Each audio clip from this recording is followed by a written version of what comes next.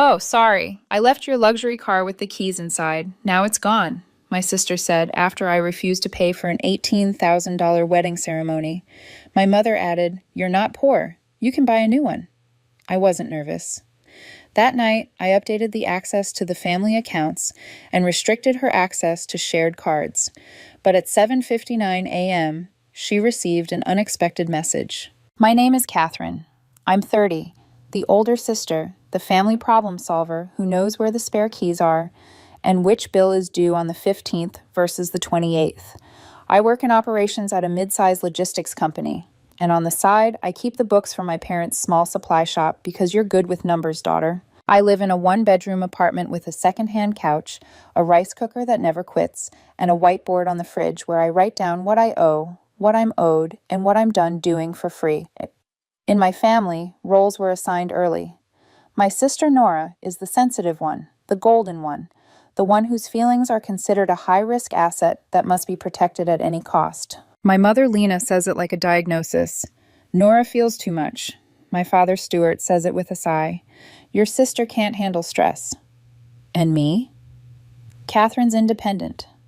They say it like praise until you watch how it's used as a crowbar to pry you into every crisis.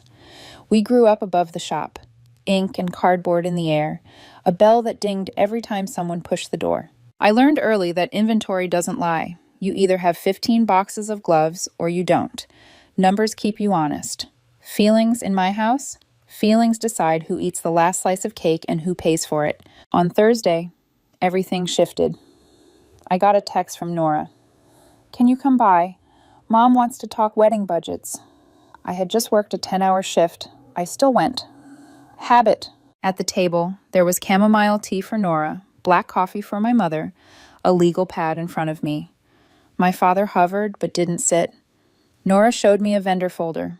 Flowers, venue, photographer, live streaming trio, a ceremony arch that looked like it cost as much as a used car.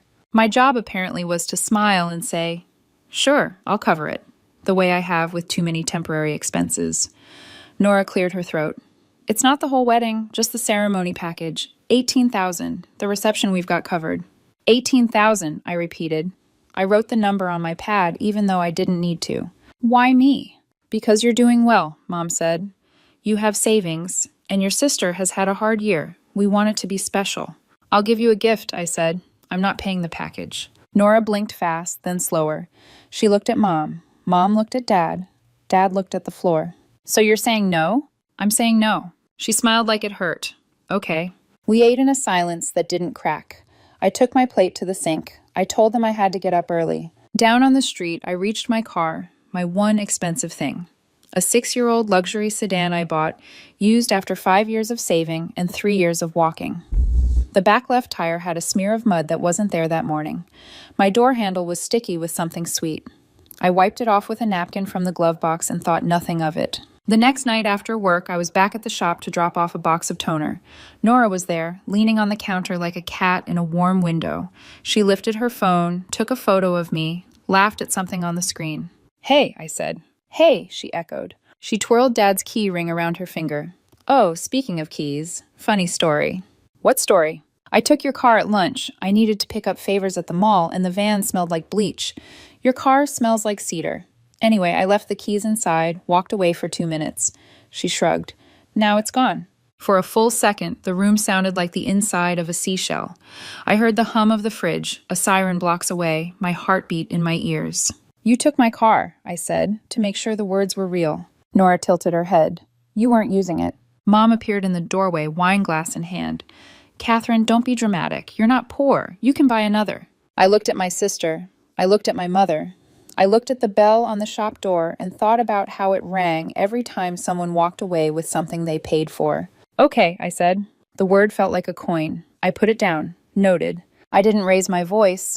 I didn't run to the mall. I didn't call the police in front of them.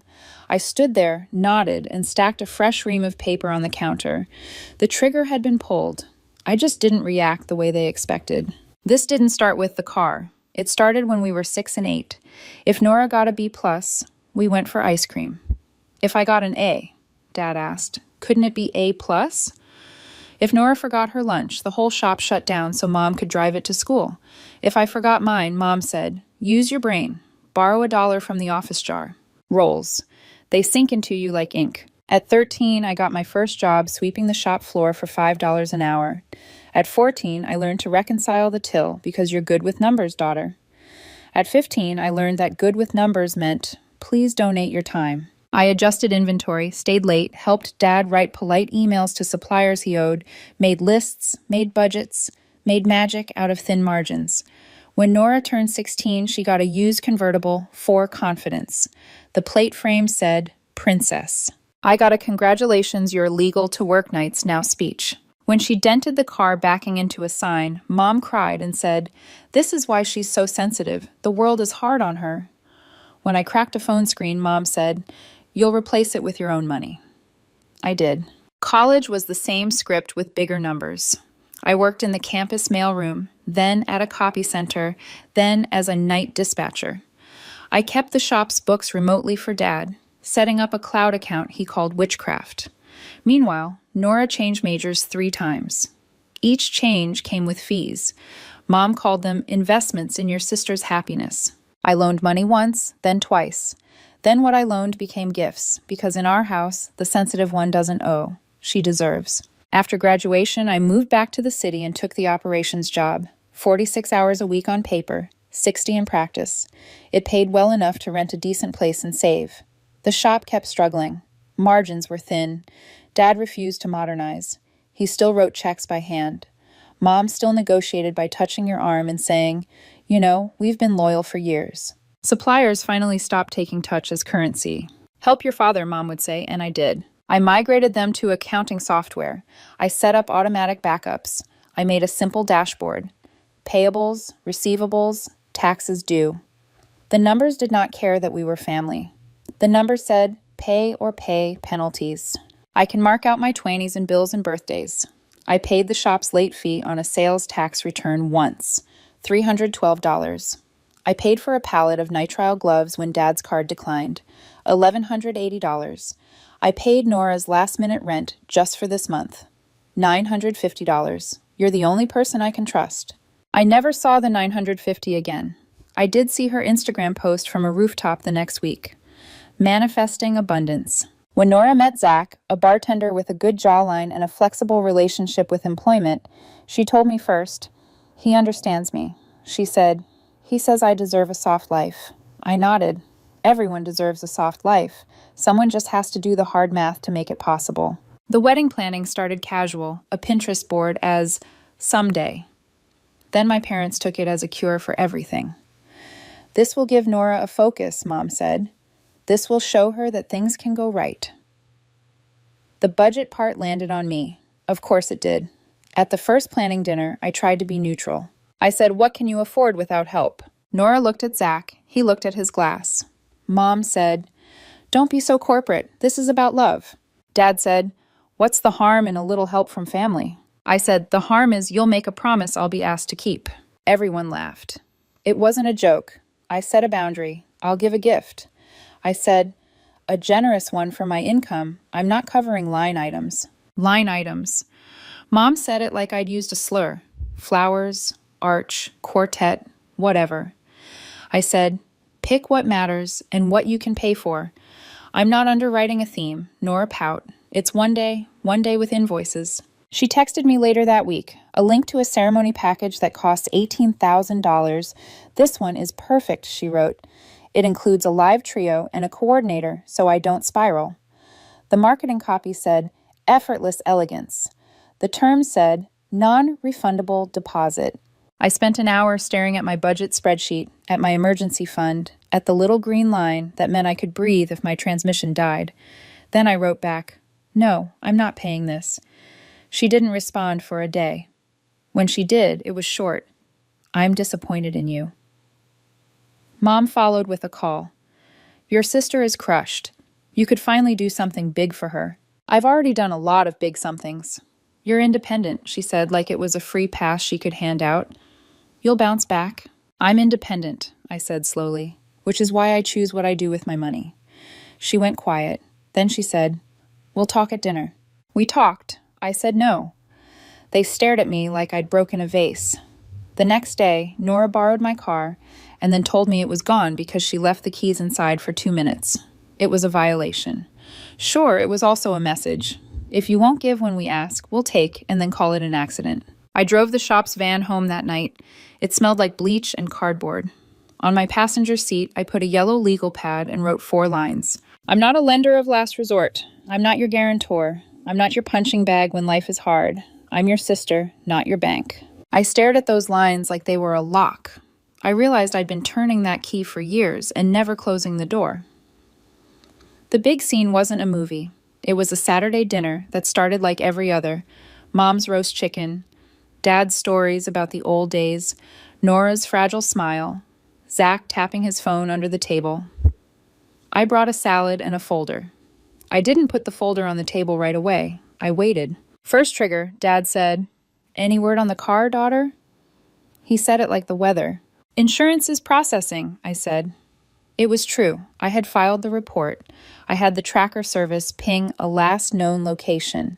It pinged once near an off-ramp and then died. The police took the report and told me the usual. If it shows up, we'll call. It was already gone in my head. So was the part of me that believed my family would take responsibility. Second trigger, Mom said, "We should focus on positive things." Nora found the perfect arch. She showed me a photo. White wood, draped fabric, eucalyptus. "Isn't it lovely?" "It is," I said. "I won't be paying for it." Zach made a scoffing sound. Nora stared at her plate.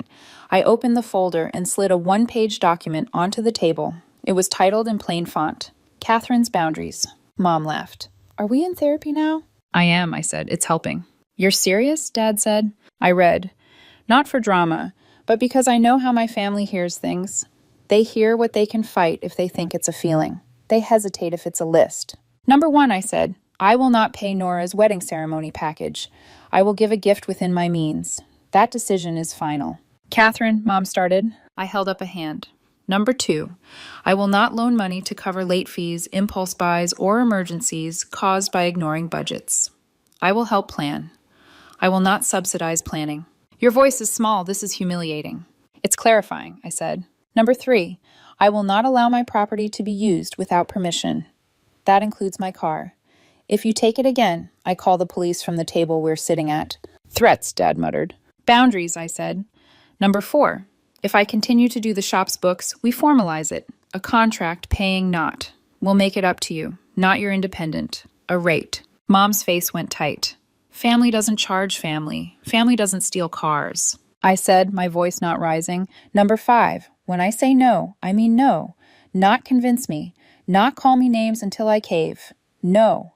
Zach put down his phone. "You know," he said, "you've always been a little rigid, and you've always been a little unemployed," I said before I could stop myself. He flinched. Nora glared, but the room went very, very quiet. Mom tried something else. "You're hurting your sister," she said softly. "She's sensitive." I nodded. "She is. I'm not punishing her. I'm refusing to sacrifice myself to protect her from consequences. This isn't about revenge. This is about closure." I let that sit. "I'm closing the account you've treated like bottomless." Dad shoved back his chair. "You talk like a banker." "I talk like a person who pays her own bills." He pointed at the folder. "Tear it up." "I won't," I said. "But I will leave if this gets ugly." Mom stood. "Leave then." I picked up the folder. I stood. Nora spoke quickly, panicked now. "Catherine, wait. The car." "I didn't think. I was mad you said no." "I know," I said. "That's the whole problem.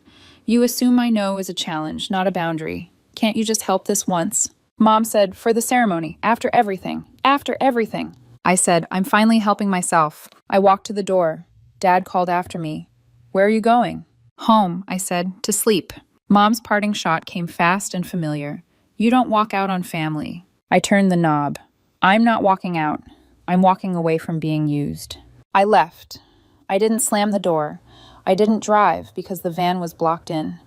I walked 3 blocks to the bus stop, sat on a cold plastic bench, and felt my heartbeat settle like a weighted blanket. At home, I put my phone on the counter and made rice and eggs. I cleaned the pan. I set an alarm. Then, because I'm the one who built the shop's back end, I logged in and checked who had access to what. The family cards, the petty cash account, The vendor portals. I saw my sister's name in two places it didn't belong. I saw Zach's name on one, which set my jaw. I didn't go on a spree. I didn't punish. I updated access. I removed authorized users who didn't qualify. I reset the two-factor authentication to my father's phone and mine. I documented everything. I created a new spreadsheet with dates, names, and the phrase, "for audit," in the header. Then I closed the laptop, brushed my teeth, and slept like a person who had finally turned a key and locked a door. At 7:59 a.m., my sister received an unexpected message. I didn't see it, but I heard about it fast. It was a bank push notification. You have been removed as an authorized user from account ending 1278. Right behind it, another declined $6,000 at Garden and Grove events. Reason: card restricted. Then one more from the venue forwarded by Zach. Your payment did not go through. Your date will be released at noon if no alternative payment is received. At 8:02, my phone began to buzz. Nora, Mom, Dad. Nora again. I showered. I made coffee. I ignored the first 10 calls. On the 11th, I answered. Catherine, Mom blurted, without hello. There's been a misunderstanding. No, there hasn't, I said, stirring sugar into my mug. You locked us out like we're criminals. I corrected access. Nora took the phone. Her voice was tears and angry air. You humiliated me. They sent me a decline message. Zach saw it. Good. I said he should know the budget is real. You're trying to ruin my wedding. I'm trying to not finance a fantasy, I said. She sucked in a breath. I was just kidding about the car. You took a thing that wasn't yours, and it disappeared. That's not a joke. It's cause and effect. Silence. Then Mom again. What do we do? The venue says we lose the date. You pay with money you have, I said. Or you pick a different package, or you move the date, or you have a backyard ceremony and a potluck. That's still a wedding, because two people stand up and choose each other. That's cruel. It's honest. Dad called separately. Catherine, you can't just... I can. I set it up. I've been doing this for you for years now. We respect the structure where you find someone else. What about the shop? Are you going to leave us in a lurch? No, I'll do the books this quarter if we sign a contract. After that, you hire a bookkeeper or keep me at the rate we agree. A contract? He repeated like it tasted bad. Yes. By noon, the call slowed. By 3, I got a text from Zoe, the shop's part-time clerk. FYI, 2 guys came in asking for you. Police said they found a car matching your plate in a lot off Route 9, towed to impound. I called. It was mine. The ignition was punched, the stereo gone, the keys on the floor. The officer said, You're lucky. They usually strip them. I thanked him. I went to the lot with the paperwork. The fee hurt. The side of my car, mine, hurt more, but under the ache was a weird piece. It wasn't a metaphor. It was metal. It was fixable, or not. Either way, the numbers would tell me the truth. That evening, I turned my phone to silent and took a walk around the block in the cold. I counted steps. I counted breaths. I made a new whiteboard column titled After. The next day, Dad called again. His voice was smaller. We'll sign, he said. For the bookkeeping. Bring what we need. Tomorrow at 9, I said at the shop. Your mother is upset. She'll live. And your sister? My gift stands? I said the number I told you, cash or a check. Nothing with my name on a contract I'm not party to. He exhaled. Okay. When I hung up, I felt empty and full at once. An odd combination, like someone had wrung me out and I could finally dry. Nora texted at 10:14 p.m. We were just joking. Come back. Then minutes later, please, I messed up. I stared at the screen. I typed, deleted, typed again. I landed on, I'll talk tomorrow, noon, 30 minutes, coffee, neutral place. She sent a thumbs up. It wasn't an apology, it was close. At noon, she showed up in a sweater too thin for the weather. We sat by the window. She didn't do the baby voice. She didn't call herself sensitive. I hate you a little, she started, for making me look. I know, but I also get it. She looked out the window. Zach said something nasty last night about how your money should circle back to me because blood. I heard it and I thought, that's exactly what I say. It sounded ugly coming out of someone else's mouth.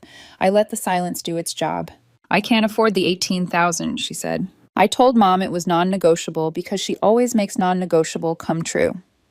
What can you afford? I asked. She ran numbers on her napkin. 5,000. If we cut the quartet and the arch and do silk flowers for photos. That's a ceremony, I said. She nodded. I hate you a little less. I can live with that. We sat a while longer. She finished her coffee. I did take your car to be petty, she said, voice thin. I wanted you to feel something. I didn't think. I thought it would scare you, and then you'd say, fine. That's how it works with Mom. Yeah, I said. It used to work with me, too. We signed the bookkeeping contract on a Tuesday morning.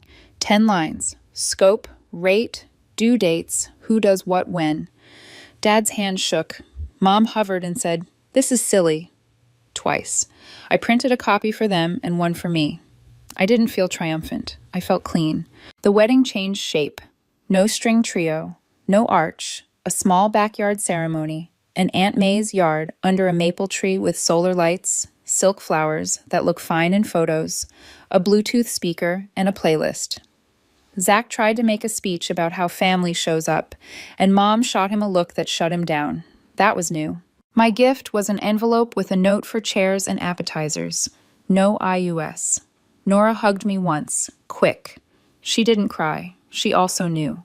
The car took time. Insurance covered part.